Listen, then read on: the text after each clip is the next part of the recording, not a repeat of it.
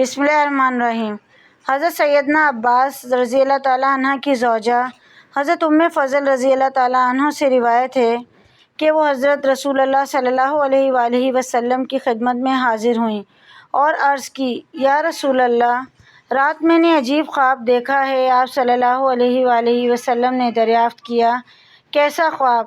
عرض کی، بہت سخت۔ آپ صلی اللہ علیہ وآلہ وسلم نے فرمایا، کیا ہے وہ؟ عرض کی، میں نے دیکھا ہے کہ گویا آپ کے بدن کا کوئی ٹکڑا کٹ کر میری گود میں آ گیا ہے۔ رسول اللہ صلی اللہ علیہ وآلہ وسلم نے تعبیر بیان فرمائی کہ تم نے اچھا خواب دیکھا ہے، فاطمہ کے ہاں بچہ پیدا ہوگا اور وہ تمہاری گود میں ہوگا، تم اسے دودھ پلاؤ گی۔ چنانچہ حضرت فاطمہ کے ہاں حضرت حسین رضی اللہ تعالیٰ عنہ پیدا ہوئے تو میری گود میں آئے، جیسا کہ رسول اللہ نے فرمایا تھا۔ ایک روز میں رسول اللہ کی خدمت میں حاضر ہوئی اور حسین کو میں نے رسول اللہ کی گود میں ڈال دیا۔ رسول اللہ صلی اللہ علیہ وآلہ وسلم کی آنکھیں آنسوؤں سے رواں تھیں۔ حضرت ام فضل نے عرض کی، اے اللہ کے نبی، میرے ماں باپ آپ پر قربان، آپ کو کیا ہوا ہے؟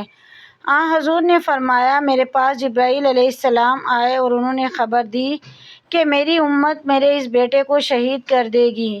میں نے عرض کی، کیا یہ بات ہے؟ آپ نے فرمایا، ہاں، اور وہ میرے پاس اس کی خون آلود سرخ مٹی کا کچھ حصہ بھی لائے ہیں۔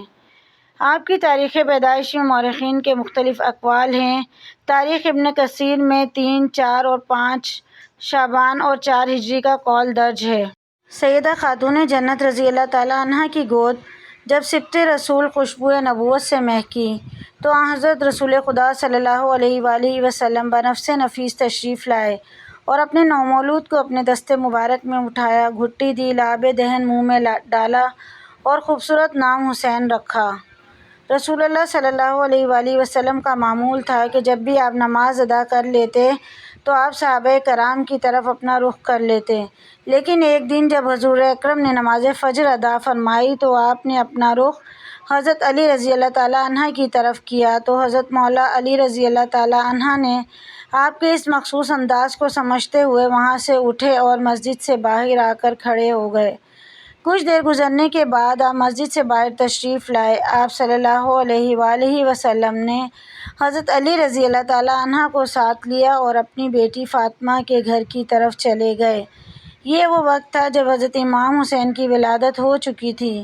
جیسے ہی حضور اکرم صلی اللہ علیہ وآلہ وسلم بی بی فاطمہ کے گھر تشریف لے گئے تو آپ صلی اللہ علیہ وآلہ وسلم نے حضرت علی رضی اللہ تعالیٰ عنہ کو فرمایا کہ آپ رضی اللہ تعالیٰ عنہ یہاں ہی ٹھہریں، آپ رضی اللہ تعالیٰ عنہ کسی کو بھی اندر مت آنے دینا۔ اس کے بعد آپ صلی اللہ علیہ وآلہ وسلم بی بی فاطمہ کے پاس گئے اور اپنے نواسے حضرت امام حسین رضی اللہ تعالیٰ عنہ کو اٹھایا، اس کو گھٹی دی اور حضرت امام حسین رضی اللہ تعالیٰ عنہ کو اپنی گود میں اٹھا لیا۔ اس کے بعد حضرت علی رضی اللہ تعالیٰ عنہ دیکھتے ہیں کہ گروہ در گروہ فرشتے حضرت محمد صلی اللہ علیہ وآلہ وسلم کے پاس تشریف لاتے اور حضرت امام حسین رضی اللہ تعالیٰ عنہ کی ولادت کی مبارکباد دیتے تھے۔ آپ صلی اللہ علیہ وآلہ وسلم سب کی مبارکباد کا جواب دیتے اور فرشتے چلے جاتے۔ کچھ صحابہ آئے تو حضرت علی نے انہیں روک لیا کہ اندر جانے کی اجازت نہیں ہے، کیونکہ اللہ نے مجھے بیٹا عطا فرمایا اور اللہ کے رسول اندر ہیں۔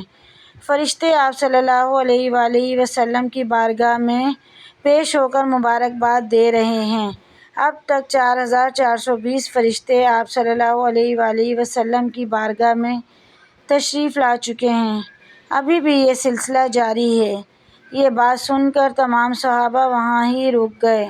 آپ صلی اللہ علیہ وآلہ وسلم کے اصحابہ کرام کا یہ معمول تھا کہ تھوڑی دیر آپ صلی اللہ علیہ وآلہ وسلم اصحابہ کرام کو نظر نہ آتے تو وہ آپ صلی اللہ علیہ وآلہ وسلم کا دیدار کرنے کے لیے بے تاب ہو جاتے۔ سب اصحابہ کرام آپ کو مکہ اور مدینہ کی گلیوں میں تلاش کرنے لگ جاتے تھے۔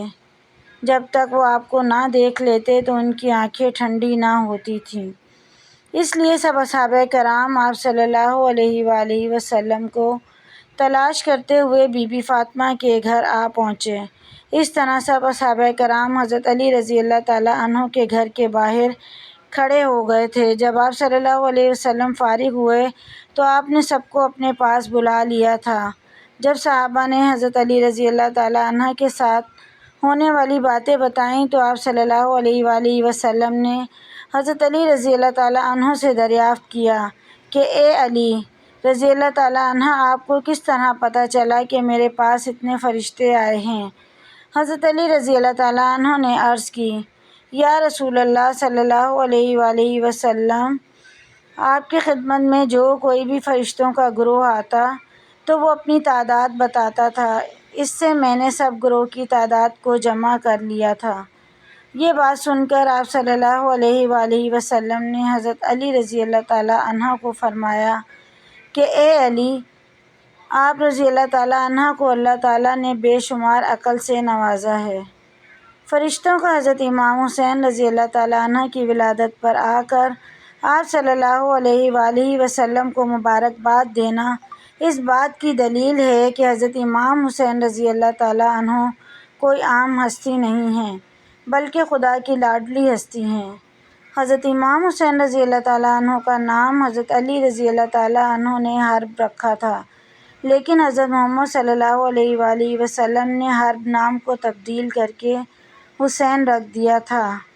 حضرت محمد صلی اللہ علیہ وآلہ وسلم نے حضرت حسین رضی اللہ تعالیٰ عنہ کا عقیقہ اسی طرح کیا تھا جس طرح امام حسن رضی اللہ تعالیٰ عنہ کا فرمایا تھا۔ حضرت امام حسین رضی اللہ تعالیٰ عنہ نے اپنے نانا کی زندگی کے 5 سال پائے۔ اس مدت میں حضرت حسین رضی اللہ تعالیٰ عنہ نے اپنے نانا حضرت محمد صلی اللہ علیہ وآلہ وسلم سے بہت کچھ سیکھا۔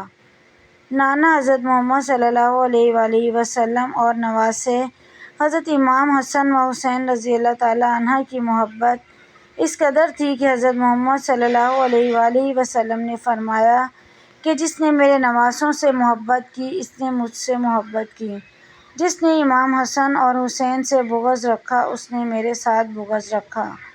جب دونوں بھائی اکٹھے کھڑے ہوتے تھے تو حضرت محمد صلی اللہ علیہ وآلہ وسلم کے مشابہ ہی نظر آتے تھے، کیونکہ حضرت امام حسین رضی اللہ تعالیٰ عنہ سر سے لے کر سینے تک حضور اکرم صلی اللہ علیہ وآلہ وسلم کے مشابہ تھے، اور حضرت امام حسین رضی اللہ تعالیٰ عنہ سینے سے لے کر پاؤں تک آپ صلی اللہ علیہ وآلہ وسلم کے مشابہ تھے۔